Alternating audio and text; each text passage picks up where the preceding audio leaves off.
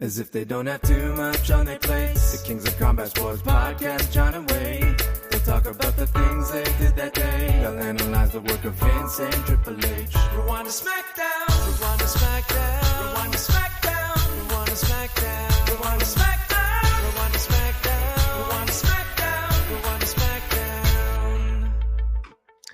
Hello, everybody, and welcome to a very special free edition of Rewind-A-SmackDown. My name is Wai Ting.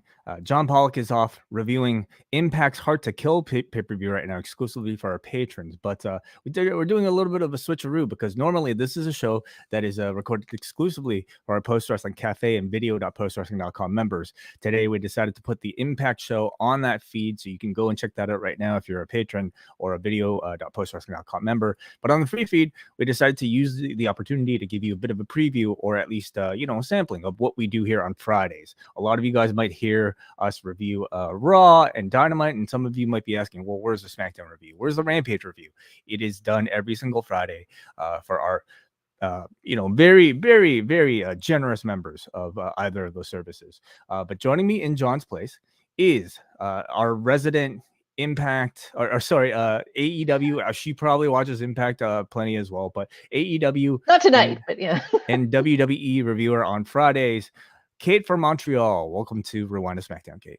Hey, thank you so much for having me back again. This is nothing earth-shattering, I guess. Nothing quite as earth-shattering this week, but the earth-shattering, you arguably maybe took place earlier in the week. If not, maybe we're just kind of getting set for some big news, I'm sure, in the next week or the weeks to come. But we have a lot to talk about. I was counting down this evening. Like, I was assuming that there was just going to be something that was going to blow up around 7 o'clock. Of course. Yeah. And I'd be panicking even more than I normally do whenever John is taken up with some other task and I'm left to steer the ship here. But they do this specifically to bug you, I'm sure. I'm sure it is. Yeah. But we will do our best to navigate some of the top stories today before we get to our reviews. And then, of course, Rewind-A-SmackDown is also the show where we open up the phone lines to all of our patrons, but today being a very special free show, we're opening up the phone calls to everybody. So I'm going to actually drop the link here in our chat room right now. You know what? I'll drop it in a bit later on for our YouTube live viewers. But those of you who are, of course, subscribed to us, or if you go to postwrestling.com, you can actually find the StreamYard link to call in later on in the show when we encourage you guys to give us your live calls and feedback. But Kate, would you like to go through some of the top stories of the day first? I would always enjoy doing this. Okay, so we have a few stories here, and a lot of them, of course, centering around the McMahons and, of course, the WWE. First of which includes details about a WWE talent meeting that was just held right before SmackDown today, of course, before the tapings. And Fightful Select has the details. Fightful Select reported that a talent meeting was held by Paul Levesque at today's SmackDown tapings, with Levesque essentially assuring talents that his and his current team's creative plans will be staying in place, reiterating that Vince McMahon's role in the company at this time is to only gauge and facilitate a possible sale.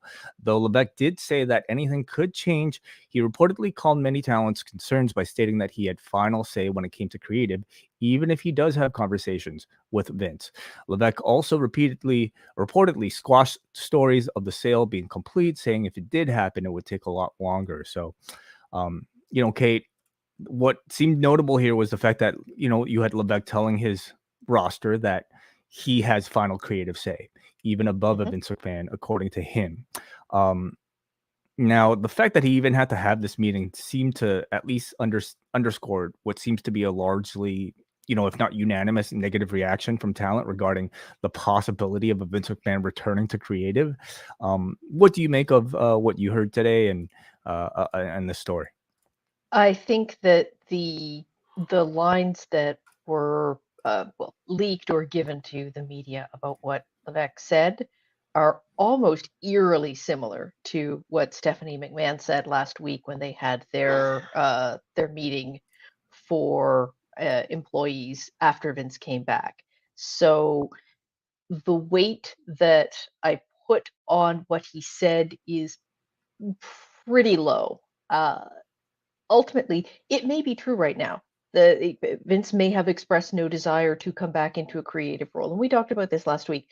I just don't know how long that's going to last. I don't know if it's even the case right now that he's not taking any kind of creative role in the company. I don't know that if he is remaining hands off, that is going to stay the case.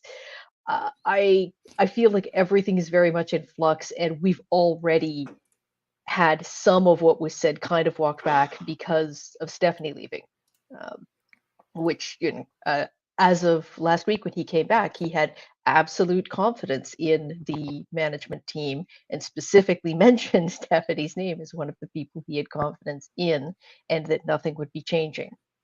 Things changed almost immediately. So I would caution anyone to view any claims about how things are going to be WWE to view those with extreme skepticism. I tend to agree with you. These sort of talent meetings, I'm sure, are just to perhaps steer the ship in the right direction. It probably doesn't mean a whole lot until we actually see some activity. But it does tell me that, I have to imagine Vince McMahon is aware amongst the talent, what reputation he probably has given off, with all this news. So if there appears to be any future involvement with him in charge of creative, I imagine it'll be pretty covert and not very obvious, at least to start, I have to imagine. Well, and I would think that for him, the one thing that he has to be careful of is if he is looking to sell the company, he would be sensitive to the fact that potential buyers are not going to want to hear about talent potentially wanting out of their deals, and that is. It's been raised that there are a lot of talent who would prefer not to work with Vince, or who far prefer working with Triple H over Vince. So I think he's cognizant of that kind of thing, and that might be one of the reasons why they want to reassure people that it's not going to go back to what it was, because that could lead to a lot of people wanting to get out, and that's going to damage their value to potential buyers. Also in the news this week regarding the Levesques, Stephanie McMahon-Levesque. She's had quite the busy week, as she, just days after announcing her resignation from the WWE, tweeted on Thursday evening a photo of her informing the public that she had undergone a procedure to work on her ankle, tweeting a photo of her in a hospital bed in a taped up cast with the caption, "Busy week. Thank you, Dr. Waldorp at Andrew Sport Med and the Orthopedic Center staff for fixing my ankle, and to Kevin Wilk for already getting me started on rehab, and of course, my amazing caregiver, Triple H, #road to recovery." Of course, McMahon-Levesque announced her resignation from the company only on Tuesday, and no reports about the cause of injury known at the time. Could be something that just happened or something long-term that she delayed until recently. We do not know. Of course, we wish her a speedy recovery, but yeah. Sticking with the McMahons and the Levesques here, there was a report today that garnered a bit of attention, and that was regarding Stephanie McMahon and Paul Levesque, with sources telling Axios that Stephanie and Triple H had both opposed a sale to the WWE. However, this was at least partially amended by Fightful and the Wrestling Observer, later noting that they both seemed more open to the sale than this Axios article seems to suggest. But in either case, Kate, Stephanie has left the company. She still holds, 2.5% of Class B stock, but she's pretty much removed herself from the board. And unlike her last leave from any sort of role, not temporarily, permanently, Kate, her husband still clearly wants to be there working creatively. What could a potential sale mean for either of their futures in the business? I mean, it depends entirely on who they're selling to. And that is one of the things that caught my attention about these two slightly but not necessarily incompatible stories. Was it that they were opposed to a sale, or that they were opposed to a sale to one particular buyer? And then it raises the question, if there was a buyer who they were opposed to selling to, who was that? And there have been, some names bandied around. Maybe some of them are more are less appealing to the Levesques than others. But yeah, their role in the company, particularly, well, again, let's set Stephanie aside for now, and let's assume that she's true to her word, she's not going to come back. For Paul Levesque, I think that what his role is going to depend entirely on who this buyer is, because there are roles for him in almost any scenario, but they're going to vary wildly depending on what the new owners want the company to be. How much of that depends on what Vince's role in creative is, and what is, would you say, the best case scenario for Triple H if he wants to stay in his current position? I think that the best case for Triple H is that they sell to some, I would say, like a Comcast or perhaps to Disney, where you have a company with a vested media interest who's going to want to keep to do whatever it takes to increase viewership in the key demo, which is something that Triple H, the Triple H programming has been making some gains in, not huge ones, but modest ones. I think that a buyer like a Comcast or like a Disney, they are going to be more cognizant of scandals attached to Vince McMahon, and therefore would prefer to have someone who has a bit of a cleaner reputation and a reputation for a more modern outlook, like Levesque, where he is going to run into trouble with, again, if you have like a Saudi acquisition, because the Saudis are not going to be as concerned with those issues unless they think that the presence of Vince McMahon is going to really threaten their ability to gain a large national audience on television. And I don't think it will, but the Saudis are going to be the most inclined to work with Vince and to give him what he wants, because he is going to be most likely the one who is most willing to work with them and who they have worked with already. So let's move on here to another story, somewhat attached to, directly attached to the WWE sale, and this also gained a lot of attention today, and that, of course, involves Tony and Shad Khan.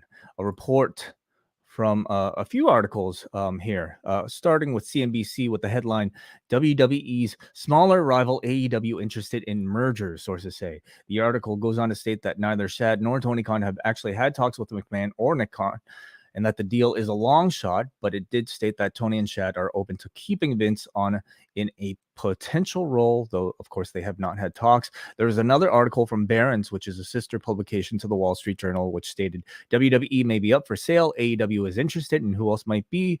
That article also added that the Khans would likely seek a financial partner in the potential acquisition. Shad Khan's real-time net worth, according to Forbes, is listed at $11.7 billion right now. WWE's market cap today stands at $6.65 billion, so just a little bit above my own, Kate. The Barron's article, however, did not list them as favorites, instead listing Comcast, Endeavor, and the Saudi Public Investment Fund as more likely candidates. How do you read this, Kate? Do you believe the Khans are actually interested in the sale, or is this just a way for maybe Tony to gain some attention for AEW?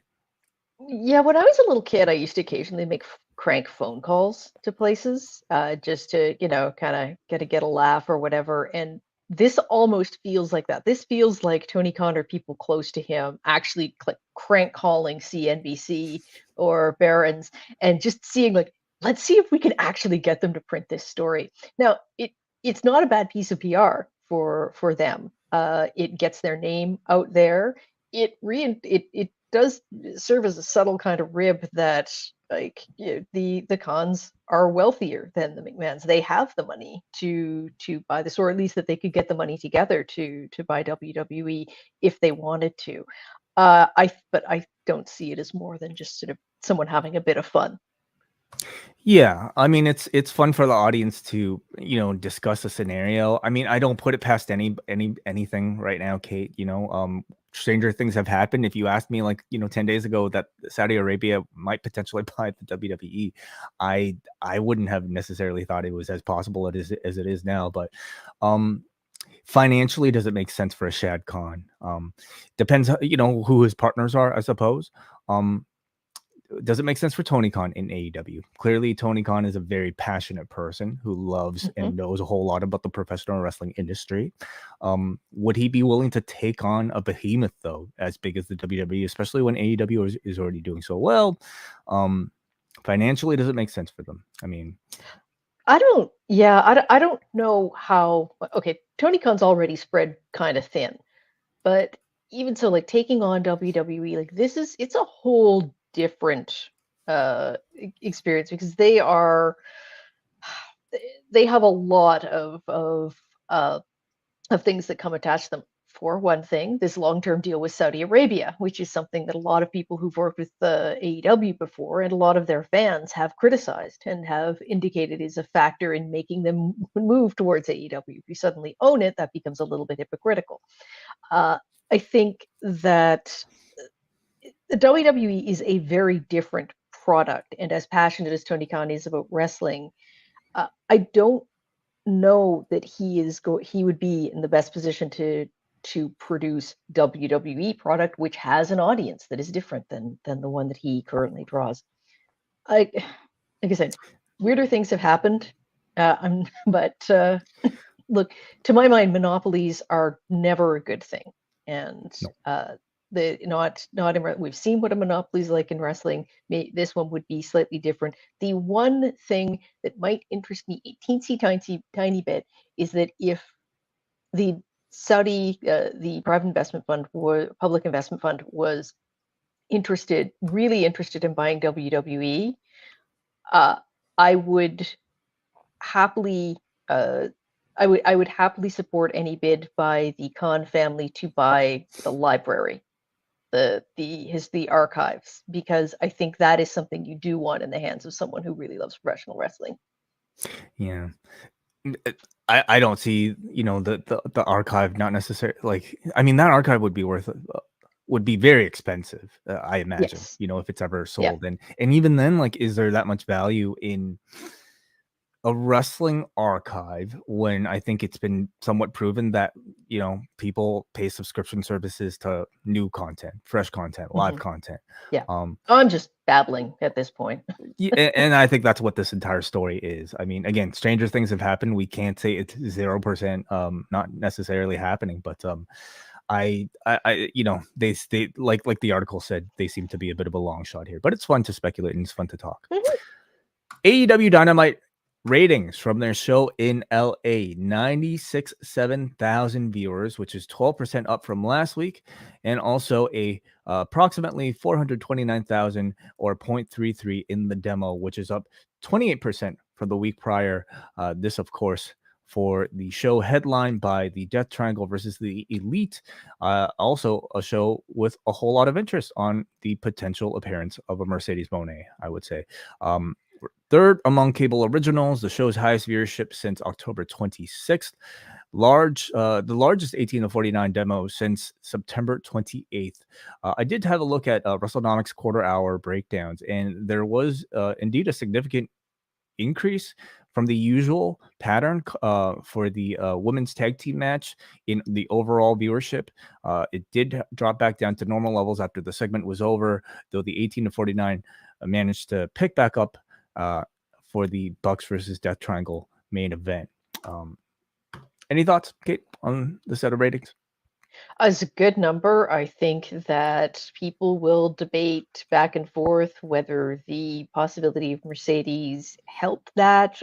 It was promoted essentially as a pay-per-view on free TV with a lot of big matches. So I think that it's difficult to assign to say that the rating was the result of any one specific thing. I think there's a lot of factors that went into it, and what will be interesting is to see what the retention is like this coming week. Because I think that they acquitted themselves very, very well, unless the sole reason you were tuning in was the possibility of Mercedes.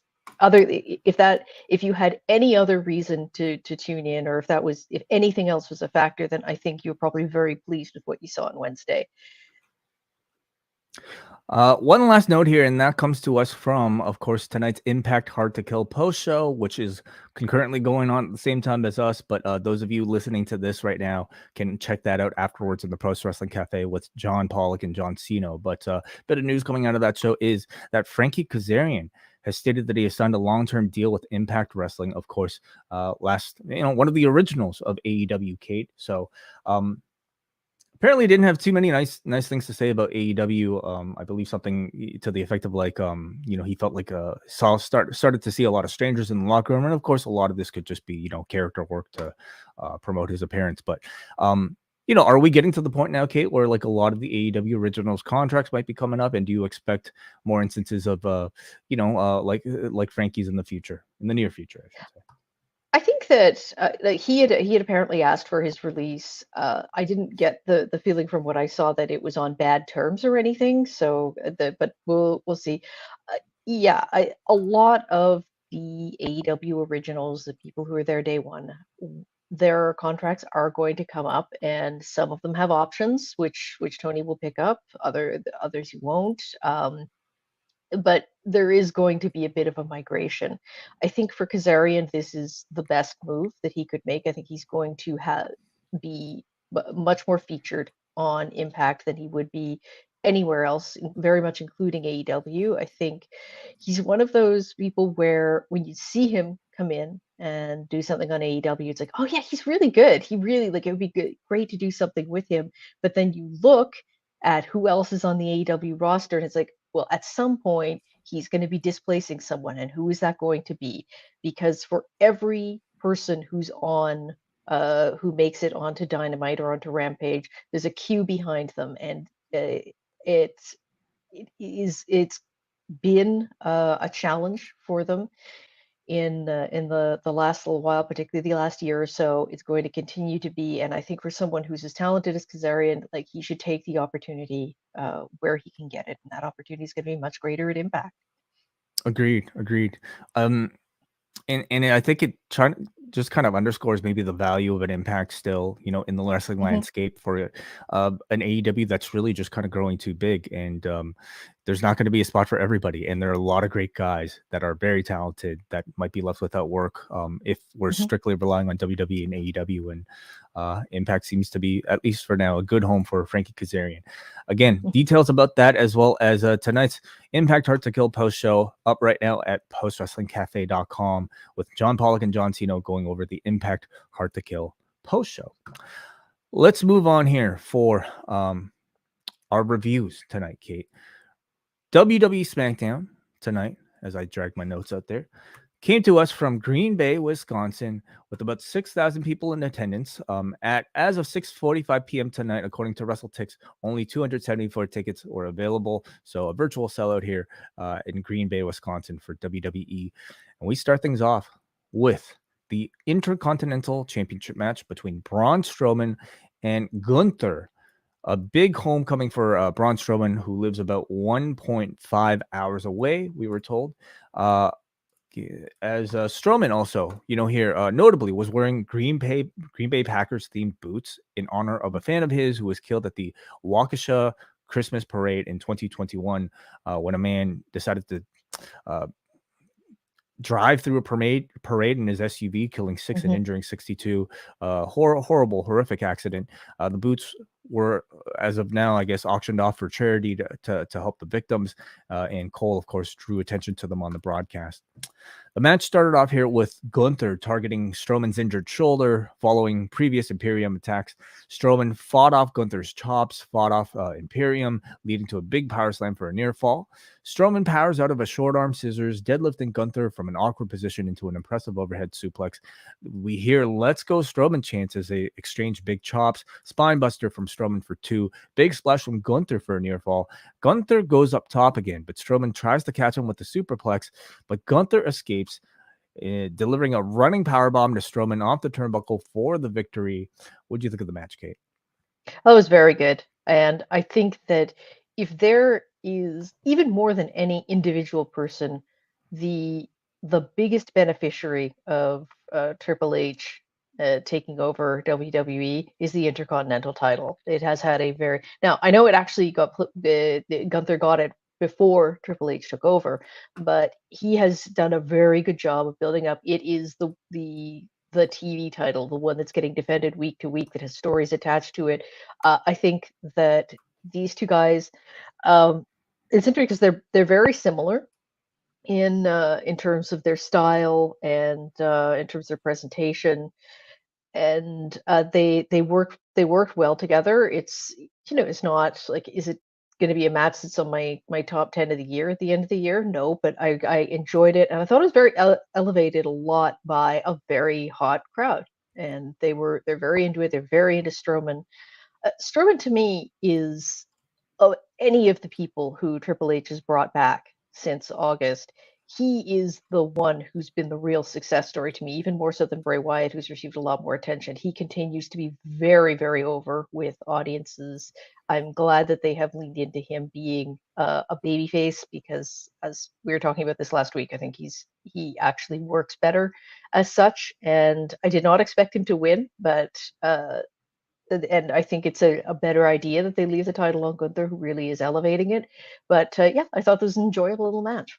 I thought it was a really good, hard-hitting match between two of your super heavyweights on the roster, and you don't often see Strowman playing the underdog, fighting from behind here. But Gunther's style is like so hard-hitting and so aggressive that it's actually very convincing. And I thought Strowman really did a great job here selling his shoulder. Gunther's work on the shoulder was very strong as well. And obviously being the man's hometown or near his hometown greatly benefited Braun Strowman tonight. I don't know if he has this sort of connection really anywhere else, but with Wisconsin, he still gets a pop though. Like, I find more than, if I'm thinking of the other people who have come back, he still seems to get a bit more of a positive reaction. I just remember like the whole Ricochet fiasco and thinking that at some point, like, he's probably going to go back to being a heel, just because I think he naturally exudes that sort of thing. But tonight, being a babyface absolutely worked. Of course, like the moment they focused on the booth, I actually thought there might have been a chance they might have made the switch just because of all the sympathy that I think he would have been attached to him. But Gunther is the long-term play. They've done such a great job with him, and I'm very curious to know what his plans are for WrestleMania. I mean, there are rumors of Brock, but we don't know if that'll happen. But nonetheless, he's definitely a Triple H pet project that I think will directly indicate how invested or how in control maybe Levesque is. Does Vince McMahon see the same in a Gunther? Yeah. Well, he did, like, again, he did put the belt on Gunther, so he saw something. But yeah, it remains to be seen. Would he have gone as hard with him as Triple H has? Would he have put that much emphasis on the Intercontinental belt? It's hard to tell. Sami Zayn is in the back, and he wants to talk strategy with the Bloodline against ahead of his match with Kevin Owens later tonight. Paul Heyman is the only person in the locker room, and he informed Sami that they're not here. In fact, Roman said he wanted Sami to do this on his own tonight out of love. Sami says, let Roman know that he made the right call. I will solve his KO problem for him, and that's not a prediction. That's a spoiler. So more to come on that later on tonight. Rey Mysterio comes into the ring with a microphone, and he says that he did not have a Merry Christmas because of his son, Dominic. Dominic is now walking around like he's a thug, and as a father, that's disappointing. But as a man, he's fed up with his bullshit. Yes, Rey Mysterio said a bad word. Rey isn't going to let Dominic provoke him, so he's going to win the Royal Rumble to get back on track. And I think our next interaction between the two, there are no holidays between Christmas and the Royal Rumble, so I would assume the next interaction we get between the two might be the Royal Rumble itself. Kate, if Dominic, we're just going to hold up for Valentine's Day. Again, it should be the other way around. Valentine's Day. It should be Rey interrupting a Valentine's Day date between Rhea and Dom. That would be lovely. But out comes Karrion Kross and Scarlett. Karrion Kross says, we all remember Ray winning the Rumble 17 years ago. It must have been a great moment for his son back then, but Ray won't really know that because he was never around for Dominic as a kid. He asked Ray if he hates his son more, or does he hate himself more for raising him to be just like him. Some physicality ensues off of these words, and Kross latches onto the Kross jacket and chokes Ray out. What do you think of the segment? This program kind of leaving me cold, especially because it actually feels like Kross is just a weird add-on because the story is so clearly between Ray and Dominic. That said, I thought Kross was better here than he is in other promos. I'm not a fan of that sort of super practiced, stylized type of promo that he does. Again, like I don't know where they're going with this because it feels like the side trip, like a little bit of a tangent for Ray while we're waiting for him to get to the program with Dominic. But at the same time, I don't know if they have a good idea for what they're doing with Kross. I thought that, yeah, is okay. I'm not getting invested in this. I'm not really feeling it. I don't think Kross can absorb another high-profile loss because that's all he's had since he came back. But I think you have to keep Ray. He can, but you want him to feel kind of hot going into the inevitable, I would imagine, WrestleMania conflict with Dominic. But Ray is the type of character that, like, I mean, he's of a status that he could probably lose a million times. And because the grudge is already built in with his son, you could probably still build enough heat for that. In fact, I mean, it might be related to Dominic or Judgment Day that might cost Ray the victory against Kross. I agree that Kross shouldn't be losing again. And I think that's why I predict the win for Kross ultimately in this feud.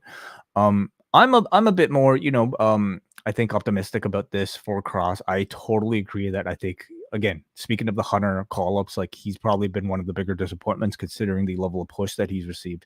But because I totally agree with your assessment that he's very much like a very scripted type of like comic book type of villain, but Rey Mysterio is very much, in my opinion, like a comic book superhero. So for this sort of like feud, I think the chemistry might work a little bit better. Certainly visually, having Kross, stand next to Ray makes him that much more intimidating than standing next to Drew, which I don't think helped either of them.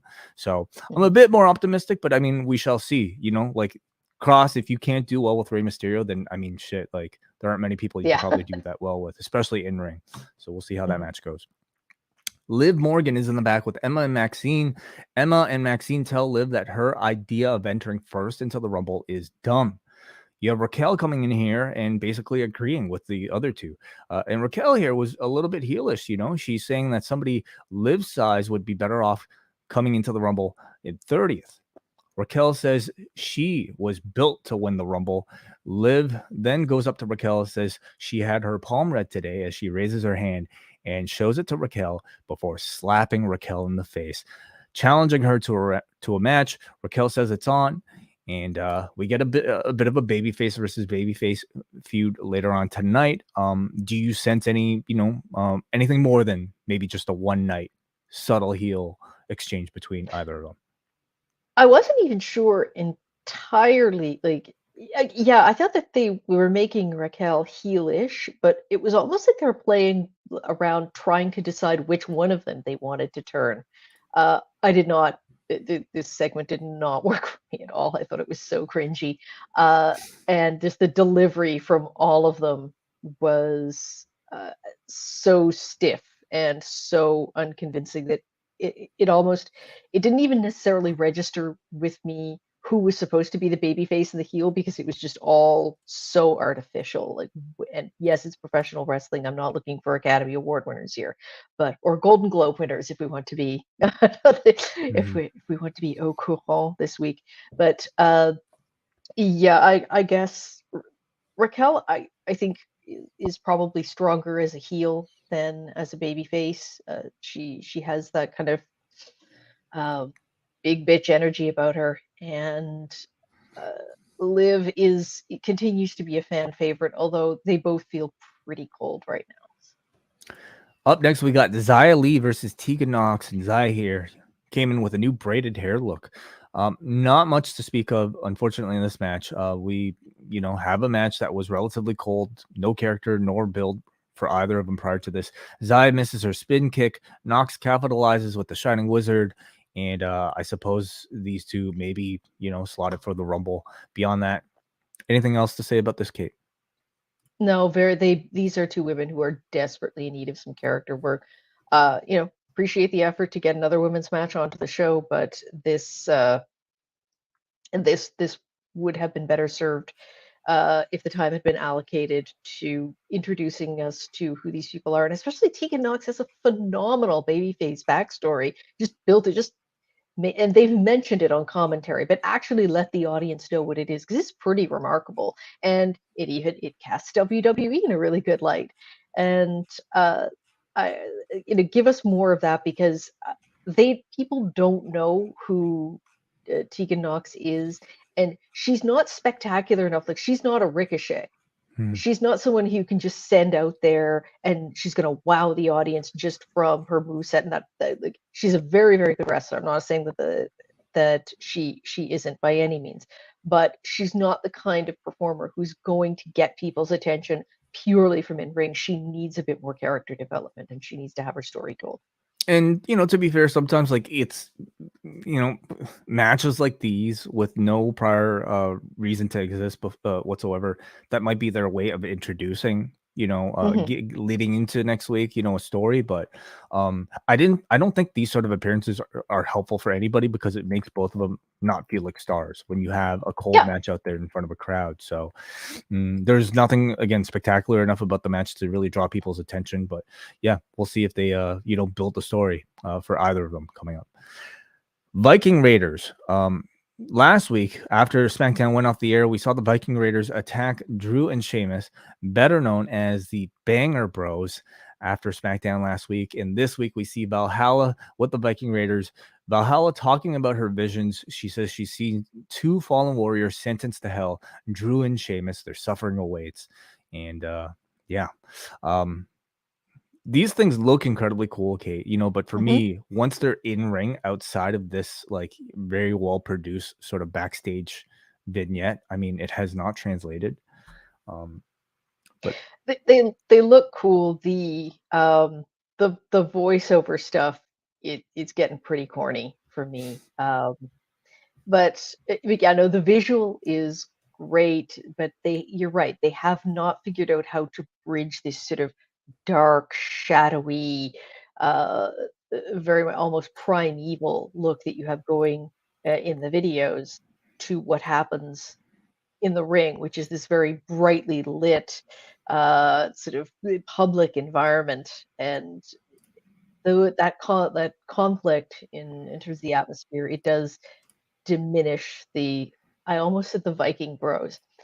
No, the Viking Warriors, Banger Bros. That's right. Yes. Speaking of the Banger Bros. Yes. Kate, Drew and Sheamus are arguing about who they want to target first. Drew wants to face the Vikings. Sheamus wants the Usos, and they slap each other in the chest with every sentence. Pierce says that next week, to solve their problem, he's going to set up a tournament to determine the Usos' next challenger, and the Vikings versus the Banger Bros will be in the first round. I am quite enjoying these Banger Bros, Kate. I'm glad to see them sticking around as a tag team. I think they're having a whole lot of fun on social media with the name. These sketches are fun. They're both main eventers. And could they be the team to dethrone the Usos? I think so, but I don't think that that's where they're slotted in right now. And I actually feel like if the emphasis is going to be on the Viking Bros, that they're going to be the ones who take that match next week, which is too bad, because I like these guys as a team.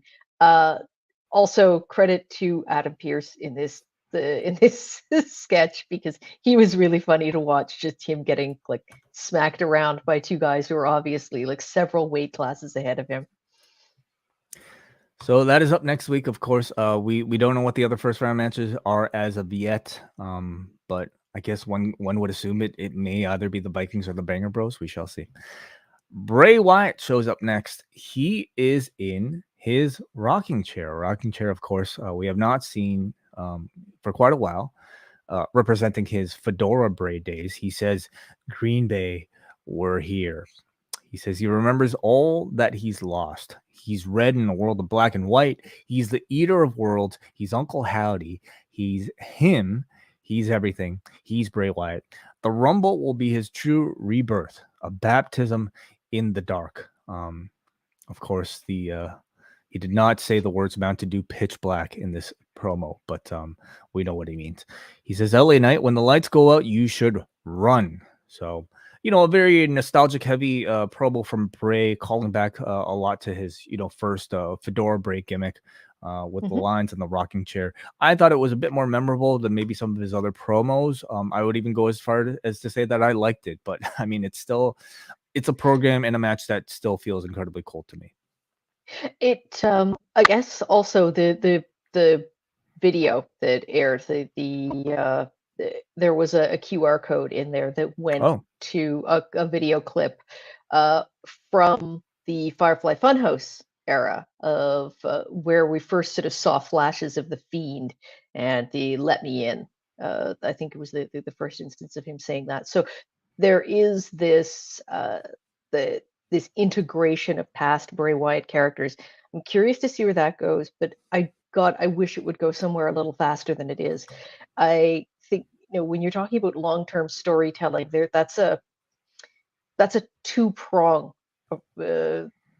approach. It needs the long-term and the storytelling.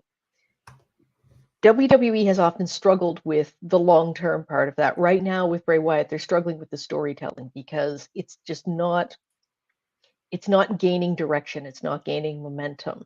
And yes, I thought I liked seeing the old characters come back, but there's also part of me that's sitting here thinking, it's like, oh my God, did we just take like a few steps back and we're going to have all of this re-explained and everything is resetting again? Like I've been waiting months. Like, please. And it's not just for him to get back in ring. I want an explanation. I want to get more of an idea of who Uncle Howdy is and what the relationship is between them. I want to know what's going on with Alexa Bliss. Just start bringing these threads together. It's a feud, or it's a build, I should say, that I think has been really lacking in substance. Part of like what I've loved so much about the White Rabbit things is just it felt so engaging, to the point where I was actively wanting to learn more about it. Me too. It challenged the viewer in ways that I'm not used to watching professional wrestling. And this has been the complete opposite. There's been nothing there to challenge somebody watching it. I mean, if anything, the challenge is trying to like stay interested. And that has just not been the case, unfortunately, because they've given us so little over months now. So I've been disappointed in it, but we'll see if they can win people back in the Mountain Dew pitch black match. At least he didn't say, you're right. Like, at least he didn't say it, because that would have like knocked me completely out of the out of my suspension of disbelief, just hearing him like suddenly insert the words Mountain Dew pitch black into that promo. Think about the fun though that they could have. Like maybe you'll have a QR code that'll like go to an ad for Mountain Dew. I don't know. Let's go up next here in the back. Kayla is with Kevin Owens, and and Sami Zayn quickly interrupts. Owens tells Zayn that he's being used by Roman, but Zayn tells Owens that he's sick of him saying that the bloodline are his family, and he's going to take care of business tonight. Kayla is then, we go to commercial, and then Kayla is back with Gunther, who's icing his neck. Gunther says that beating Braun Strowman was his biggest win to date, but now his focus is on the Rumble and the main event of WrestleMania. So Gunther had put his name into the Royal Rumble, and you could expect him to get maybe the big man spot of big man spots in this Rumble this year. So we'll look for him to get a big showcase on a pay-per-view this time. Liv Morgan versus Raquel Gonzalez. Early on, Raquel throws Liv over the top rope to prove a point, as these matches tend to go ahead of the Royal Rumble. Cole tells us about Liv's Royal Rumble history. In 2019, she was eliminated in 8 seconds, which was a record at the time. But then in 2020, she lasted 40 minutes, which proved that she can win the Royal Rumble. Liv starts slamming her head against the top turnbuckle to fire up, and she ends up clotheslining Raquel over the top rope before taunting her. Liv then pulls it out a table on the floor and wants to dive. She unfortunately takes too long to set it up, which Raquel capitalizes on by blocking her dive inside the ring. Tahana Bomb pins Liv Morgan. Your thoughts on the match? It didn't do much for me. I think that Liv feels like she's still sort of waning a little after the title run, which is fine. You know, you almost want former champions to have a bit of a period where they go through a lull before they get rebuilt.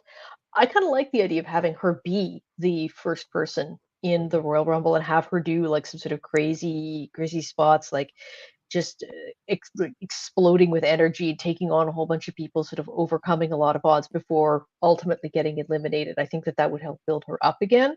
I don't know why they don't just have her insist, like, yes, I insist on going in first, the way that Brock Lesnar did a couple years ago. Obviously, she's not going to do a Lesnar kind of performance, but I think it would be a good way to feature her and to sort of start building her back up again into title contention. Raquel, I feel like Raquel has a ceiling, and that it's not too much higher than where she is now. Like, I think she had a very good run in NXT and got over with crowds there. I don't know that she's ever really lived up to that sort of initial excitement that people had for her, and there wasn't anything that I saw tonight that would convince me that I'm wrong about thinking she has a not terribly high ceiling on the main roster. I mean, everything about her, like her size, and how WWE has treated, like, you know, the monsters in the division in the past, tells me that like she'd be a bit of a slam dunk for success. Like, she's way more talented than Nia Jax ever was. Yeah. And I mean, if she received a similar push, I don't see how that would be unsuccessful. I think her problem is just for whatever reason, like, this baby face gimmick she has been like pretty vanilla, and her there's nothing like unique about her, but beyond the fact that she smiles. Like, and it kind of surprises me that, you know, even under the Levesque regime, none of that has really changed. She's still just as kind of generic as she was when Vince was around.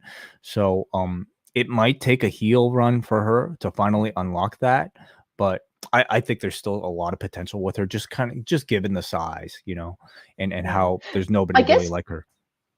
Well, but there's Rhea Ripley, who I would say does that role, but does it better.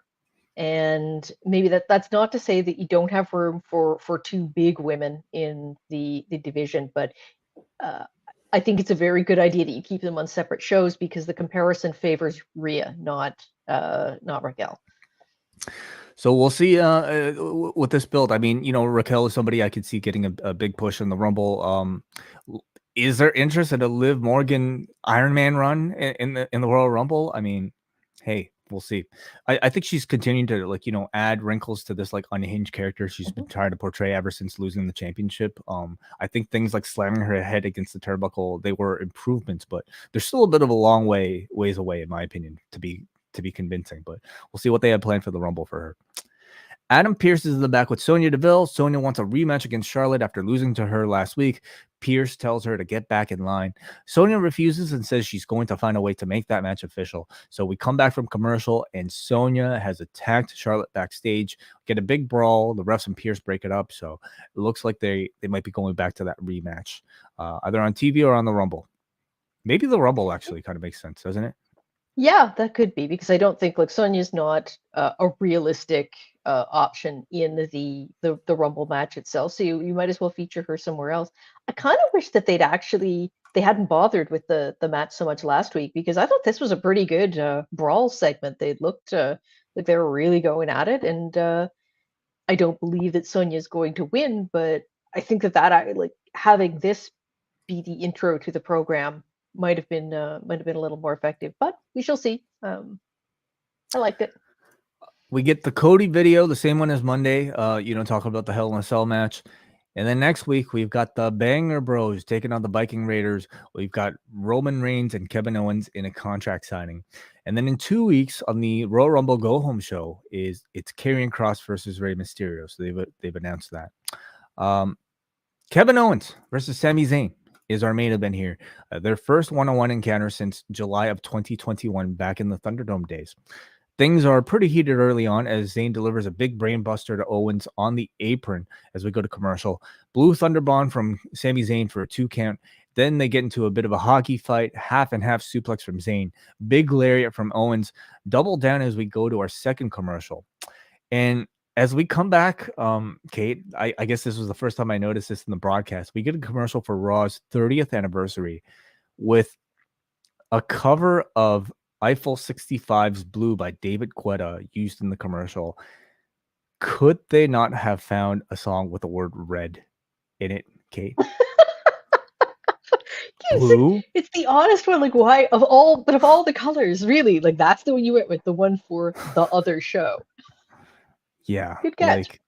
Like, I mean, it was just a bit of a surprise to me. Maybe, like, could Mountain Dew not have used like their code red, to sponsor this one? That would have made a whole lot more sense. Yeah. All right. Sami Zayn and Kevin Owens continues. These two just go through their greatest hits at this point. Tornado DDT from Zayn, Swanton from Owens, Twisting Fisherman Buster from Owens, half and half suplexes from Sami. Sami is about to win with the haluva kick, but out come the Usos in Solo to attack Kevin Owens, causing a DQ. Zayn is in the corner. He can't believe it. He's about to do this on his own for the tribal chief. The Usos are like, don't worry about it. You did great, Sami. Zayn is disappointed, but he reluctantly throws up the one. Solo delivers a Samoan spike to Owens and then splashes him through a table as we close the show. A match between Montreal's favorites. What did Kate from Montreal think about it? I hate having to choose between my children. Look, these guys, I don't know if it's possible for the two of them to have a bad match together, and this was a very good match. It's entertaining. I thought they had great fire right from the beginning. Their expressions, the energy they put into it, the when they were shouting at each other, I loved it. I got very into it. I was wondering how they were going to end it. Figured they'd let Kevin get the win, but actually I do. In this case, I thought the DQ was a good idea because it added to the story. Because we were talking about this last week, Kevin is clearly a pit stop on this journey. The destination is Roman and Sami, and so this match got us closer to the destination, and didn't sort of waste a lot of time. Like, yes, Kevin looks good. He looks tough. It's going to be it's going to be a good match, but ultimately we know where this is headed. So I really enjoyed it. And Sami's expressions at the end were just so good. Mm-hmm. I think they've been doing a tremendous job of, continuing to subtly babyface Sami while just, putting him on the heel side. He's just so earnest and wanting to do a good job, like in pleasing the tribal chief. And I think they've been doing a great job of having the bloodline basically fuck with him here. They're telling him he's got to do this alone, and then right as he's about to accomplish his goal, they come in and basically screw him around. So it's making the audience want to see Sami Zayn win. Exactly. And it's making the audience want to see Sami Zayn eventually turn. And I think they've done a great job of it. Thoughts overall on SmackDown? I thought bookended by two very good matches. Like, there was nothing in the middle that kind of stood out to me, but I thought the opening match was very strong. I thought the closing match was very strong, and the angle that they sort of built from there. We move up next to AEW Rampage, and a note for Canadian viewers, and I want to know if you had this experience, Kate, but TSN recently announced their rebranding of their online platform to TSN Plus, and it appears that Rampage is now only going to be available if you sub to their Plus subscription, which is in addition to your cable subscription. Is that what you found? Yep, that is what I found. Moreover, when I went to log in, it did not allow me to log in unless I actually clicked that I was willing to accept periodic emails. Like it did not, Really? it did not, it didn't let me actually click, continue until I had checked the little box, said, yes, I would like to receive periodic emails. So Okay. So don't want to get into this. Don't want to get too long into this, but that did not please me. So there is a trial right now available for TSN Plus for people who, I guess, I don't know, are used to getting Rampage as part of their subscription. But they also haven't stated how much it'll cost. They said the price will be announced at a later date. So that's fine. I mean, I just sort of logged in through my regular account, like it didn't, but yeah, we shall see. Yeah, it's rather unfortunate, and I mean, at least in Canada, I mean, the stock of a AEW Rampage is already relatively, lower than it was at the beginning, and just kind of adding another paywall on top of it is going to probably deter a lot of people from sticking around and keeping up, or at least, encouraging them to find other means. But nonetheless, yeah, I was going to say, like, I don't know if it's going to dissuade people from viewing. I think it might dissuade people from viewing it on TSN. Not that we encourage that. But that is another obstacle, unfortunately, that's out there for Canadian viewers of AEW Rampage. Okay, so we start things off here tonight with the TNT Championship match between Darby Allin and Juice Robinson. Very early on, we get a back body drop from Juice to the floor, to Darby to the floor, as Darby clips his knee on the apron. All through commercial, Juice is in control as we come back, and Darby dodges a cannonball, responding with a code red for 2. So there's your code red. Juice hits a nice lariat on the ropes and a jackhammer for a 2 count. Juice then goes for a superplex, but Darby counters in midair with the top rope scorpion death drop, and then follows up with the coffin drop of his own for the victory. Cool reversal in the finish. I thought, unfortunately, though, Kate, coming off of like the Darby Allin matches we've had last week, this was definitely a bit of a step down, but I mean, those are unrealistic expectations that the man set for his first 2 defenses last week. Well, and the other thing, of course, is that you tune in and you can hardly believe it's the same group of people that you saw or that you heard on Dynamite on Wednesday. This crowd was exhausted, and it showed. They had just come off that ladder match, and it did very much feel like a group of people catching their breath. I thought, again, it was a good match. Darby's always entertaining. I'm not a huge, I don't dislike him or anything. I'm not a big Juice Robinson fan. I don't know if there are big Juice Robinson fans. Like he's good. He's going to give Darby a solid base to work off. But like you said, the recent matches that Darby has had have been remarkable, even by his standards. And so this one did feel like a bit of a step back. Yeah. Juice is somebody who has shown really great sparks throughout his career, but I would argue he hasn't really shown one in quite a while, and this heel run for him just hasn't really made that much buzz. He's coming into AEW with, national and North American exposure at a time when his stock might be lower than it has been in several years, and there's nothing thus far in his AEW run that has kind of made you feel otherwise. His first night in, he was overshadowed by like another debut. I don't even remember at that. Bandito. Bandito. Thank you so much. Yeah. And put into a situation tonight that, I mean, was just kind of another match. Ultimately, you don't remember a whole lot from it. The worst of maybe the 3 Darby Allin matches that we've seen thus far. And that's not to say it was a bad match. It just was not spectacular. You're talking about a roster now where you have to be very special. You're competing with somebody like a Bandito for attention. And, we'll see. We'll see if what Tony Khan has for him. Does he have a special storyline left for him? Is he going to be one of the ROH guys that is just going to randomly appear and do jobs until that gets started? I was a little surprised actually that on Wednesday he was it on Wednesday or was it on Dark? Oh dear. That he specifically called out that he's still a member of Bullet Club. He was wearing a Bullet Club shirt, or at least his Bullet Club shirt. Yeah. You know what? It was on Dark because Dark Order were trying to recruit him, and he told them to piss off and said that he was already in a club. So they it just struck me as interesting that they were carrying that over, because it's not like Bullet Club has any presence anywhere else on US TV. I imagine he really could use at least having something recognizable attached to him at the moment. I imagine it's kind of like the Best Friends, where like the best friends are in chaos when it's convenient. Even like or like, you know, Lance Archer. I don't even know what's going on with Lance Archer, but like, you know, he's a member of Suzuki-gun and always was this whole time. Just taking advantage of, I think, that relationship to be able to co-brand slightly. But you know, maybe it'll be something else involving the Bullet Club that, you know, finally gets some attention onto Juice Robinson in a bit more of a positive light. Yeah. We see. I'm looking forward to Darby's next title defense a little bit more. Who's yes.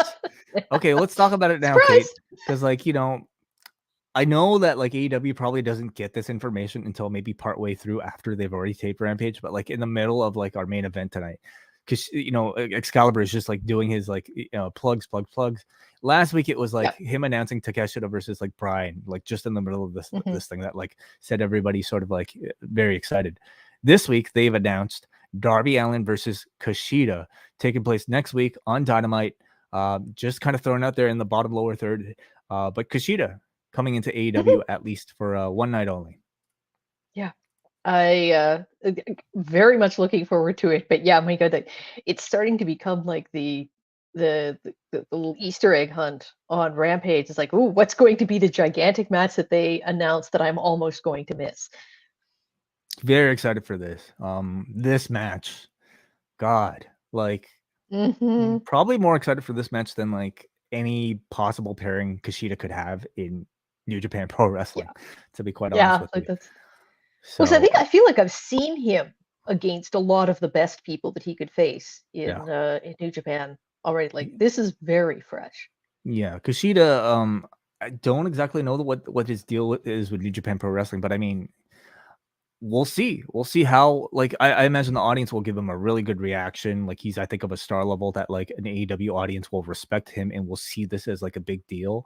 If he gets a big reception, does it open the door for you know, a more regular occurrence? We know he lives in America, so.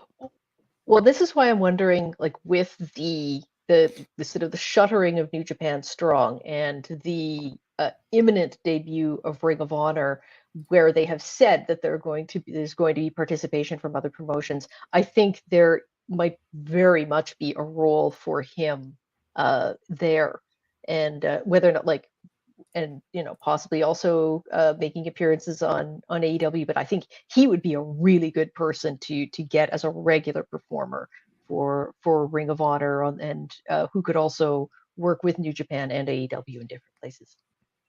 We get an update from Powerhouse Hobbs as he cuts another promo on the AEW roster, says something about the good book, Phoenix Rising from the Ashes, and he's going to spread the ashes on everybody in AEW. So I don't know about you, Kate, but like, you know, these vignettes were looking so cool and modern, and something about his last two like on-screen promos, like just has been lacking to me. Something about them screams like 1991 promo to me, and not necessarily in a good way. I think he's taken the book thing a little bit too literally, you know, Kate. Like, I'm going to go back to what I said last week when we talked about this, which is that I thought that one should have been sort of closing the haha book on these promos. Like, now it's time to actually bring him back onto TV, give him some people to face, whether it's a couple squash matches, whether it's just giving him like a few wins to get him a little more momentum. This one seemed unnecessary to me because it seemed very much the same as the one last week and unnecessary. Agreed. Yeah. I mean, I don't like, at times it felt like tonight he was like playing a bit of a reverend character, quoting the Bible. Like I got flashbacks to Reverend Devon as he was doing some of this stuff. And I just don't know if he needs to base every single one of his promos around the book. You know, he came across as incredibly authentic and realistic. And I would like to see a bit more of that, and, you know, less like him holding an actual book of Hobbs. So he should be having, I mean, it's 2023. He should have an e-reader at this point. Or an iPad or something, you know. This segment coming up next here, Kate. The Acclaimed, Renee Paquette introduces to the Acclaim coming out. And, you know, it's a very, very jovial mood here. You talk about LA maybe not being tired earlier, Kate. You know, they were they laughing. woke up for this. They picked up for this. And those of you who I guess were following the tapings online will have seen plenty of a video of Max Caster screwing up his first take of this particular rap and asking in front of the live audience to do a retake. And here he comes out rapping about Joe Biden hiding documents, something about them never having to sell out for blood money. Of course, referencing the recent sale news, or at least speculation. Something about the Walk of Fame. And then Jericho jokingly in the background or in the commentary says, nailed it. So this crowd was like, like playing along and having fun, and maybe a bit of editing in there. But I think that they like. I think that it looked credit to all involved. If you didn't know, it wouldn't you wouldn't have realized that it was a redo. If you see the original video, it's actually very endearing. The way like he comes out, he stutters, he turns on his lines a bit, and then like, okay, we're gonna do it again. You get this "you fucked up" chant going, but then obviously the audience came right back. And Billy Gunn said that's why I only said 2 words. Yeah, that's it. I thought it was actually very. If I were AEW, I'd consider putting the whole thing up there, just because it's a very cute little vignette that that does actually like further establish that audiences love these guys. They'll forgive them a screw up. Hey, it takes a lot of talent to like catch the beat, when you have a crowd cheering as loud as them. So I completely understand it doesn't hurt them one bit, and yeah, made for a lively atmosphere, at least for the actual take. So they have like a cement sort of like table for them to do their handprints as they were promoting. Bowens cut a promo to the crowd first, says he currently lives in LA, and just like delivered a hell of like sort of like a rallying speech. If only like half the Hollywood man's Chinese, or what is it, TLC, whatever. Oh yeah. What's the TV brand? Whatever it's called now. The Chinese theaters speeches could be half as good. The man sounds absolutely fantastic right now. So they have a table of wet cement. They're about to cement their scissors, but out come the Gun Club to interrupt. They do some arguing, and they want to put their hands in the cement instead. So they're facing the stage as they're about to do it, as the Acclaimed pantses them, and Billy shoves them ass first into the cement. So the ass boys have been, I guess, cemented. So there you go. Fun little segment here, Renee is with the Mogul affiliates in the back, and they've added at least I thought they've added a few more members. Turns out this is Quincy and King Combs, the sons of P. Diddy here, representing Bad Boy.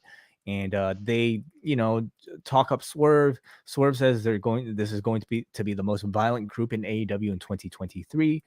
They're really dangling this like mystery of who this tattooed man is, and also like even exactly what the I don't know reason for this group existing is. But they know a lot of rappers is what we're familiar with. Swerve is just such a captivating speaker that you're right. Like there are some obvious questions to be asked here, but I find I get so wrapped up in what he's doing that I don't really ask them until I don't really think about it until afterwards, because I just like having him on my screen. I'm curious to see what it is that that he's going to do. I'm legitimately curious to know what's up with this tattooed face, man. And it's enough to like pique my interest, and they're certainly playing with that sort of like curiosity by not revealing really anything about the guy. So we shall see. We got up next here, Eddie Kingston and Ortiz taking on the Kings of the Black Throne, Malachi Black and Brody King here.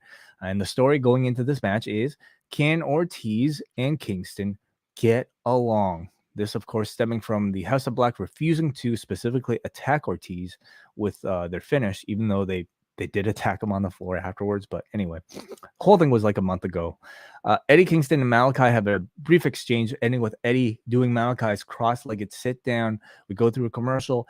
Eddie is getting beaten up, and he consistently refuses to tag Ortiz in. Ortiz distracts Eddie distracts Malachi, I should say, from hitting the black mass. Big lariat from Kingston for a 2 count. Out comes Buddy Matthews with the chair. Eddie takes the chair away from Matthews as Julia Hart runs up behind him. Ortiz thinks Eddie is about to hit little Julia Hart with the chair and starts yelling at Eddie. The distraction leads to Malachi hitting the black mass onto Kingston for the victory. I thought the finish was a bit convoluted, and not that well executed, in my opinion. Did you have the same feeling, Kate? I didn't. I actually quite liked the way that they did the tease, where it wasn't just straight interference, but it was the kind of interference that continued to sow discord between the other team, which is really what the House of Black has been about. It's getting inside people's heads, making them doubt themselves or others. And so I thought that the nature of the interference was in keeping with the story that we've had thus far. I just feel like for me, maybe my tastes when it comes to something involving Eddie Kingston are a little bit different. Something about this entire angle felt very WWE to me, between the partners not being able to get along to like all the distraction and then like maybe more story and more narrative on top of the distraction. For somebody who like I associate with like such kind of like raw emotion as like an Eddie Kingston, I felt it was a little bit unbelievable for me to see him in. I don't know if I'm that excited right now for this entire feud, and maybe part of that is because it's been dragged out for such a long time. What are your thoughts on the feud overall? I don't. It's weird because I hadn't thought about like the Eddie Kingston House of Black seems like an odd pairing to me as well. Like I said, I did like the way that they did this. I would I would be more interested in just seeing like straight Eddie Kingston versus Malachi Black. We'll see where it goes. Like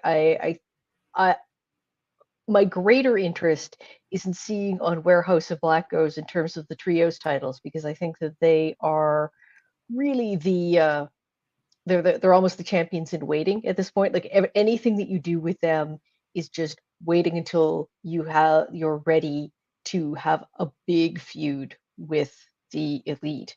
And so I kind of feel like that's what I'm waiting for with them. We can assume that they'll certainly win this feud. They're just too hot of an act to lose at this moment. But where does that leave Eddie? I guess with Ortiz. Eddie in a feud with Ortiz. It does. The thing with Eddie though is like he is not someone, like we were talking earlier about people who can absorb losses fairly easily, and no one absorbs losses better than Eddie. He is not diminished by them at all. Like I think he and Darby Allin just seem to they're able to go on losing streaks and still always feel like they come out better at the end of it. It could be like, Eddie and facing Ortiz, or like, do we completely discount the idea of a Santana reunion with Ortiz? I know there are maybe talks of like where exactly he might stand with Ortiz in real life, but come on, like I hope we haven't seen the last of Proud and Powerful. Do we rule them out as a trios?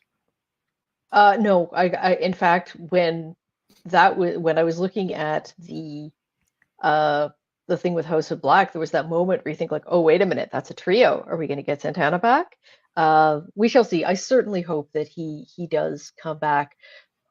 Around the time when we started hearing about a lot of the issues that he had was a time when a period where AEW seemed to be having a lot of personnel issues.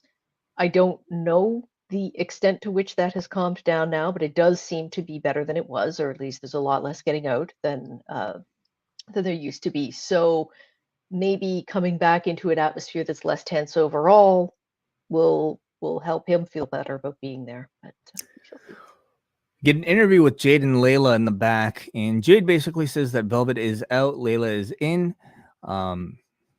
So I guess official confirmation of what we would have presumed by this point. Paul Walter Hauser is in the ring with Renee Paquette. He is holding his Golden Globes. And Renee, I did not see this man's acceptance speech, but apparently he said, "Get the tables." So Renee brings this up, and funny because you got two references to "Get the tables," and you can actually see that guy on the other show that was taking place at the same time as all of this. Indeed. Yeah. So Hauser says if given the opportunity, he would bypass Connecticut and head to Jacksonville because you never know what'll happen in AEW. And Danhausen comes out. He informs us that he's the #1 merch seller in AEW, but he was not given a physical award for it, so he demands Hauser's Golden Globe. Hauser starts asking the audience if they should change the name of his award to Golden Globehausen, and out come Jarrett and the Lethals, or Jarrett and Lethal's crew, which still does not have a name. Maybe the Lethals. Jarrett and the Lethals. like a band. I go with that. Yeah, absolutely. Sounds like a great band. He is a musician, right? So Hauser cuts this promo on Jarrett, says he looks like a woman who owns a Crunch Fitness. He can't play the guitar he brings everywhere. His guys look like they're dressed for a homeschool prom. And at this point, Sanjay puts his hands on Hauser. Hauser slaps him, and Lethal decks Hauser. This leads to Satnam Singh sandwiching Danhausen in the corner as Jarrett hits Hauser over the head with a guitar. Lethal then threatens to attack Danhausen with the Golden Globe, but out come the best friends, and Jay Lethal at this point has stolen Paul Walter Hauser's Golden Globe. So, best friends, I think, conveniently waiting, for I mean, they did not come out to save this poor actor, and they instead came out to save their friend Danhausen. But your thoughts on the segment? It's it was kind of cute. This is like you were talking earlier about something that seemed a little too WWE. This seemed a little too WWE to me. It was, it's cute. I thought Hauser got some good lines off on Jarrett. It's funny because although I was just on here last week talking about how I thought that the Jarrett and Lethal feud with the Acclaimed had over-delivered, and I really enjoyed the matches. I'm back to not wanting to see them on my TV so much. I don't know. It's funny because it's like that has not translated for me to wanting to see them do more. It's like, oh, okay, this is the program we're doing with these guys now. So, oh, it's cute. I thought this dude, clearly a fan, and let us know every opportunity he had by, throwing little insider references with, in particular, hometowns of, I guess the companies and Jarrett. But it was fun, and I thought he took and sold the guitar shot well. So, if you're AEW, you understandably want to capitalize maybe on a bit of a buzz with, a celebrity attached to you. So for Rampage, I thought it was fine.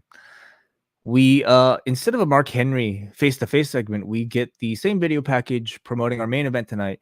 Ty Mello and Anna JAS taking on Willow and Ruby Soho in a street fight. But first, our lineup for Wednesday's Dynamite. We've got Danielson versus Bandito, Ricky Starks versus Jake Hager.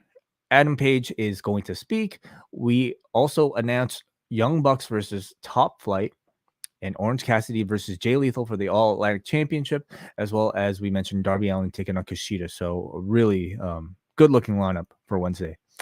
Rampage sees Daniel Garcia taking on Action Andretti. So that's all next week. Main event, Ruby and Willow taking on Ty Mello and Anna JAS in a street fight. Early on, they fight on the ramp as Ruby says, "Get the tables." So our second Bully Ray reference of the night. Ruby is busted open bad after being stuck in a garbage can and double stomped by Ty Mello. We go to commercial and we come back. Anna Jay has wrapped the barbed wire around her arm for the barbed wire Queen Slayer on Willow. Ruby breaks it up with the chain as Mello attacks her with the trash can, setting up a Tower of Doom spot with Willow powerbombing all three of them onto a pile of chairs. We see a really ugly deal from Willow to Anna Jay into the corner. Willow then hits Jay with a nasty Death Valley driver on the apron. At this point, Ruby's face is full of blood. As they brawl up the ramp, Willow has Anna Jay up for a Bubba Bomb. As she power bombs Jay off the stage through a table on the floor, and Jay's landing completely missed the table, and she landed. Willow put hard. herself through the table, and Anna went on the floor. Which is how Bubba always took it. You protect the opponent by, I guess, yourself taking most of the landing. But I mean, something about this just did not work. Anna taking the brunt of the power bomb on the floor, it looked like, which I'm not aware if there was any padding. I certainly hope there was, but I guess we don't know or really don't necessarily have any. I'm assuming we would have heard if she was injured, because those things have a tendency to leak out. But yeah, it's you hate to. She has had a number of problems with injury, and I'd hate to see her lose any more time because she has a role to play in the women's division. I enjoy her matches. It was a very scary bump here. Back up in the ring, Ty Mello hits a pile driver to Soho through off the apron through a table. The safer of the two spots, believe it or not. That gets a 2 count. This encourages Mello to grab a black bag from underneath the ring. It is, of course, thumbtacks. Mello goes for a pile driver. Ruby fights out of it. And then as Mello tries to shove Ruby's already bloodied face into the thumbtacks, Ruby grabs a handful of tacks and throws them into Mello's face, setting up the destination unknown to Mello onto the thumbtacks for the victory. A very violent, very bloody match, Kate. What did you think about our main event? I really liked it.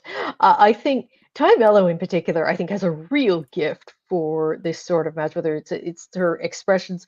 She, to me, now that they've sorted out whatever that whole mess they had going on with Sami, as a heel, she really sings. She has the great mannerisms. She's got like a heelish energy to her. And at the same time, it's not, I think what she was getting with Sami before was kind of a go away heat. This is very much like good heel heat that she has right now.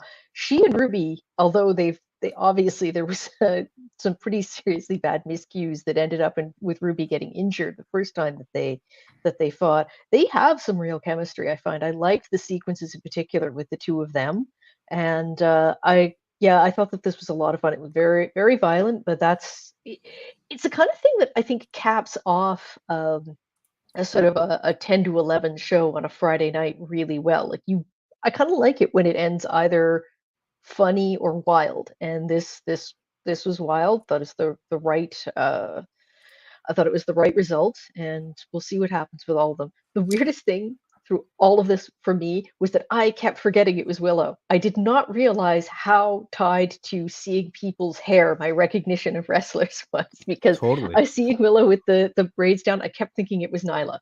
Her and Xia Li tonight, showing off the braids.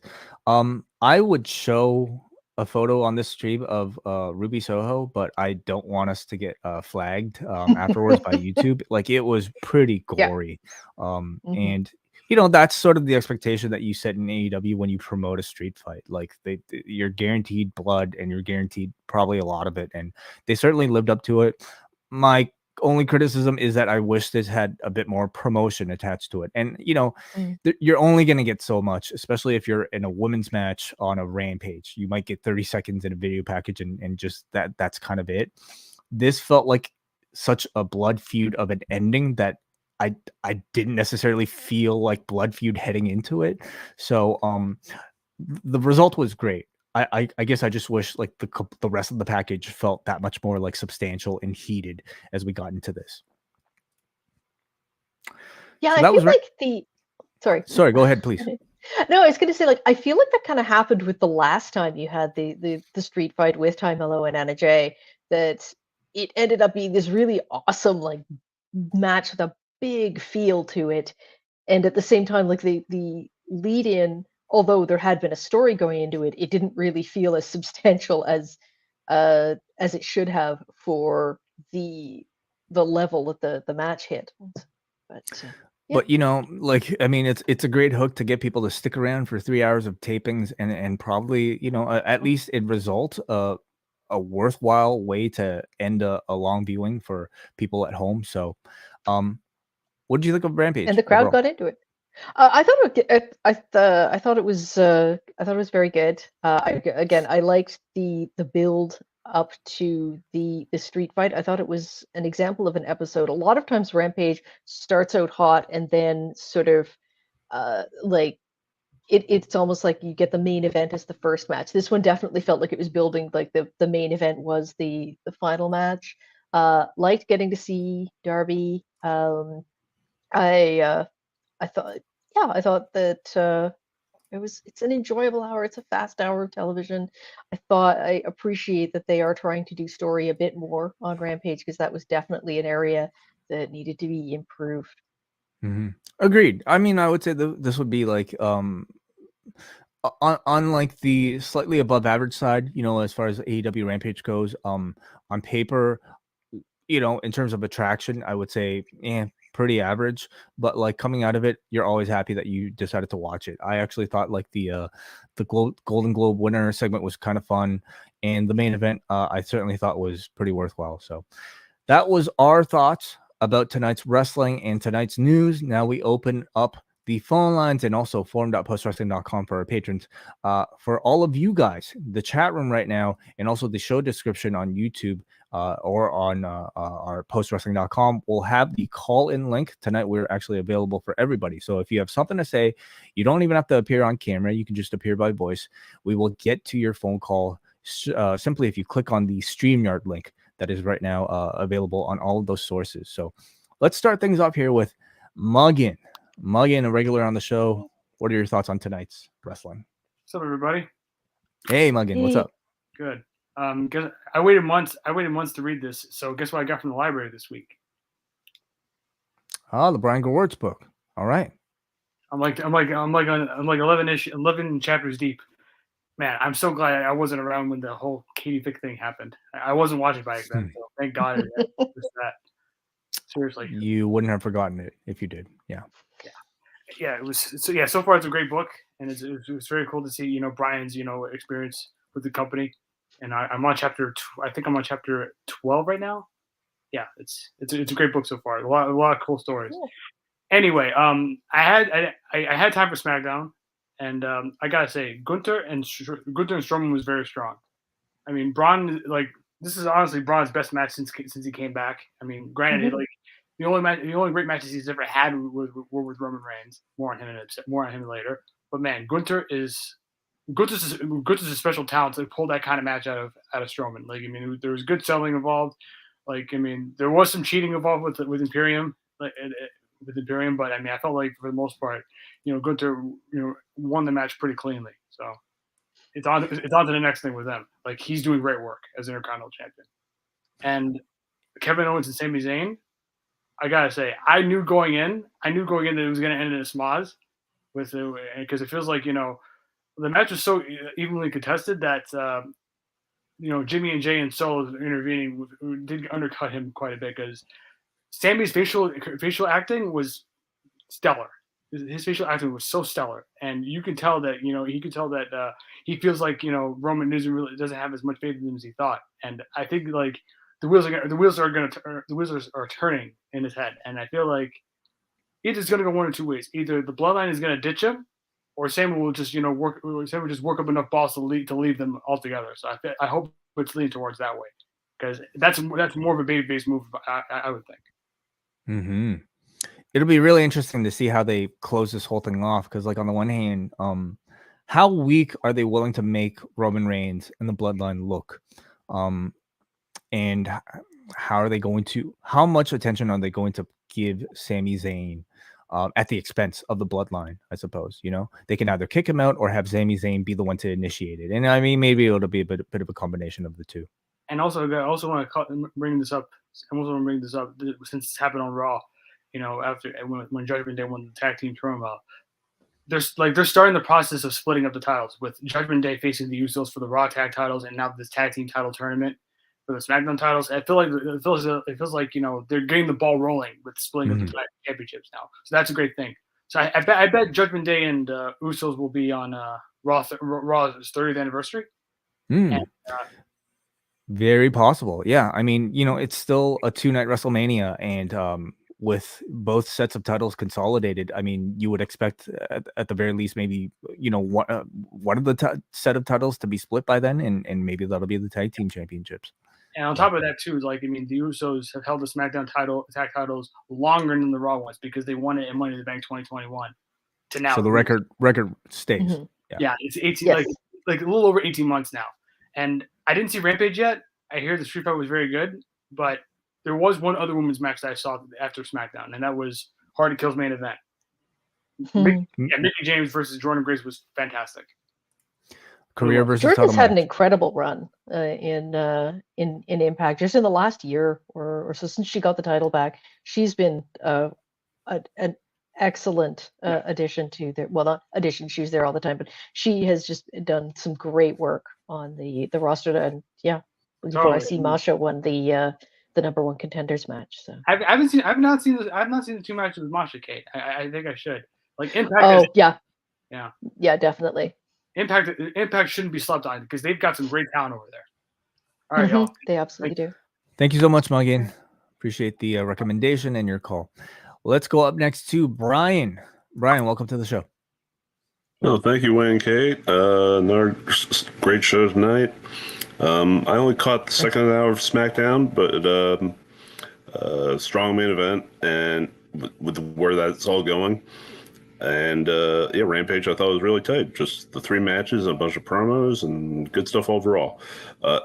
This past week has been nuts, and I give credit to Post and the other reputable sites, and as well as Ariel Helwani, Brandon Thurston, and such for putting those nuts back in the proverbial can after a miserable Tuesday night.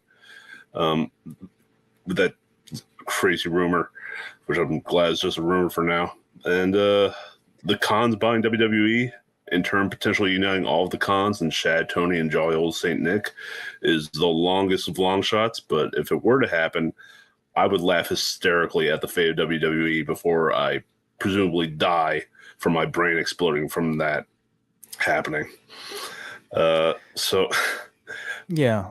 I mean, the Saudis right now are far more likely than the Khans, and yes, it was a rumor, but it's still very much a possibility that we could potentially see with the company in the future. So, yeah, it's fun to speculate. It's fun, but as Kate has said earlier, I mean, a monopoly would be terrible for the industry. Yes. Not exactly like a great choice of like 2 alternatives we've just laid out there, but like neither of them would be great for the industry. Yeah, I definitely get what you're saying. And just one quick question: when the Sami Zayn turn happens, will it be the Bloodline turning on Sami, or Sami turning on the Bloodline? That's what we were just discussing with Muggin. What would you like to see, Brian? I think it would mean a lot more if Sami made the turn himself, and as opposed to having it forced on him. How about you, Kate? I think that which way they go depends on how far they want to take things with Sami. I agree. I would rather have Sami just get to the point like, hey, you never have confidence in me. You always send me out to do your dirty work. This is, I deserve better. I've earned your respect, and have him walk away. However, I don't think Sami's going to be the one who is ultimately going to be the one to dethrone Roman or take either of the titles off him.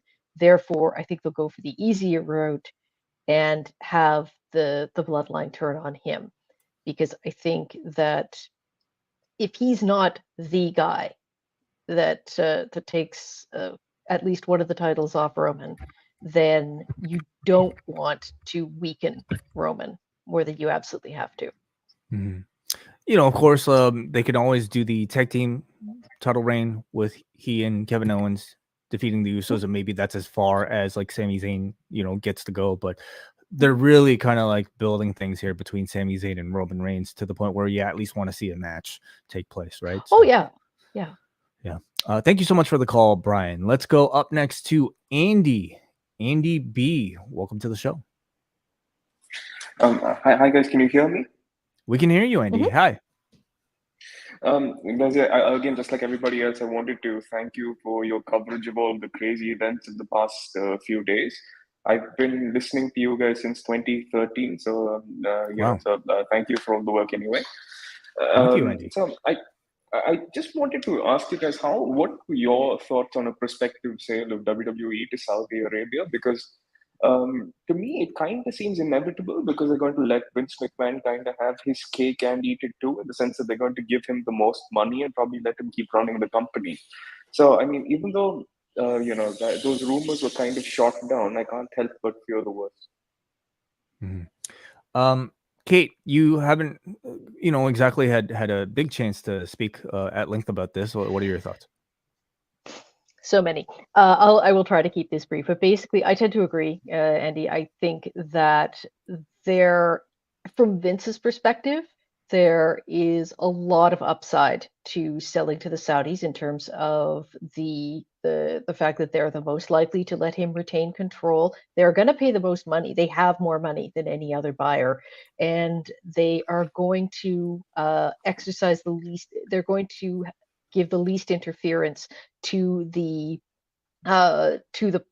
product as it's put on air. So I think from Vince's perspective, there's a lot of benefits that can come from selling to the Saudi government. Would also be a way to allow him to take the company private again, which I think, given the issues that he's had in terms of like financial impropriety, is something that he would welcome. I don't love the idea for anyone for any other reason. Like, I don't know if anyone else other than Vince benefits from having the Saudi Public Investment Fund as owners. I guess.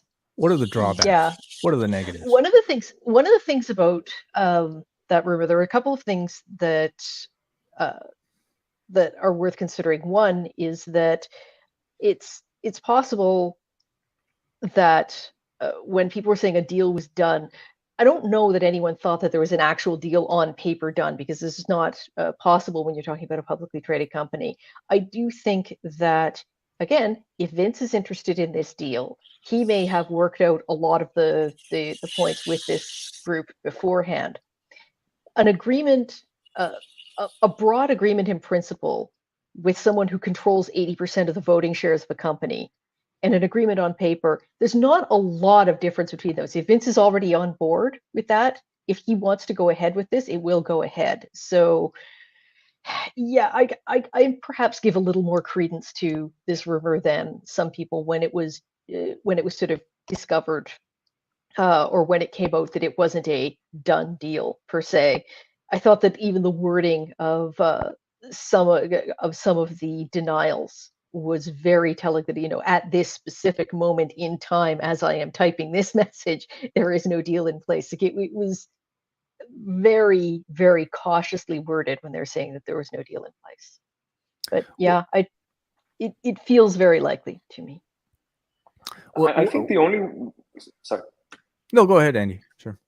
I think the only way we sort of get out of this predicament is if some of WWE's biggest business partners kind of step up to the plate and say, we're not going to work with you if you go ahead and make a deal with possibly the worst of the options available to you right now.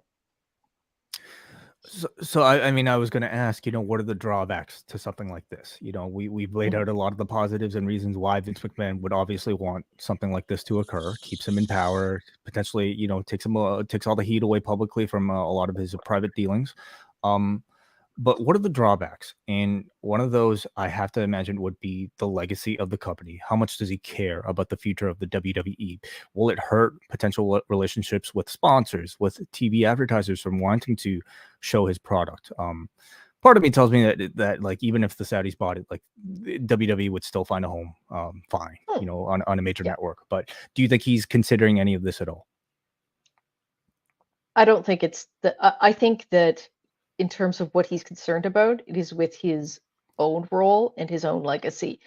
I don't know that he's overly worried about harming the legacy of the company per se. I don't know. I don't get that from. I could be totally wrong there. I think with him that it is much more about getting what he wants, and that feels more like securing his position within the company and his right to, or his ability to do what it is that he wants to do. I think other concerns are secondary. The only one that comes into play is if having him there would affect the company's ability to get a TV deal, because without national TV, it's not a useful property for the Saudis to spend this kind of money on. But I don't know that it would really, that having this ownership would really cause a problem for them getting a TV deal. Even if it's not as lucrative as they were expecting, again, if it's an entirely private company, again, it doesn't matter. Thank you, Andy. Appreciate the call, and thank you to all the people who called in. Again, you can always call in on Rewind-A-SmackDown every single Friday at POST Wrestling Café. You can also write in your thoughts on tonight's wrestling at forum.postwrestling.com if you are a patron of our site. So first, we got a Saeed from Vancouver who says, SmackDown was an all right show that zoomed by. Gunther and Braun Strowman put on a hell of a match. Caught me by surprise that they gave them 20 minutes. Liv has to go all the way to the top 4, or the storyline I feel like is going to be a waste. I'm in agreement there. Owens and Sami do not miss when they are in a match together. As much as I hate DQ finishes after 20-minute plus matches, this one made sense. Finally got TSN to let me watch Rampage during the main event, and holy crap, did those ladies go off. I really hope Anna is okay after that table spot. Am I mistaken in saying this is the second time Anna has missed a table spot? You recall, Kate? First time? I think there was one during the street fight. I did not remember if it was Anna. I thought that it was Tay, who She missed ended up a taking a landing? very rough, who took a very rough table spot with Penelope Ford in the last street fight. I definitely remember that. But I'm not sure about Anna. Could be. Finally, we got a Jermaine from Chicago who says, what's up, Way and hi, Kate? I saw SmackDown and a little bit of Rampage. Gunther is the true champion of SmackDown. I can buy him elevating the IC title. But theory, no one is buying that the US title is on the same level as the IC. This Bray Wyatt act of taking 5 minutes and saying his gobbledygook promo and his in-ring work isn't for me. I really thought Triple H would be the better babyface booker than Vince. But to me, he is really struggling. The only babyface he has in a better light is Ricochet. Lastly, I had thought about MJF. He is special and extremely talented. I see him and know he can make it in Hollywood, but not as an actor. With his ability to talk and sing and dance, the spot for him is late night talk show host. What do you guys think? Kate is a great addition to Post Wrestling. Have a great weekend. Thank you so much. Thank you. A lot there, and I'm certainly in agreement with his last thought. But MJF is talk show host. I could certainly see it, but I don't know. What do you think, Kate? I think the thing with a talk show host is a great talk show host has to be able to get people to talk to them. And I don't know how many people MJF is going to get on board with talking to him. I think when MJF talks, it's because he wants to hear MJF. But I'd watch the show. He seems more like a spectacular guest to me than maybe somebody to lead a conversation, somebody neutral enough. And I mean, as sort of like a blank canvas enough as like a Jay Leno or like even a Letterman is, maybe that's a segment. Maybe, I mean, certainly a Piper's Pit segment, for him would be tremendous. Okay. What else did he talk about here? Do you agree that the only babyface that's in a better light under Paul Levesque is Triple H? Or sorry, Ricochet. Trying to think.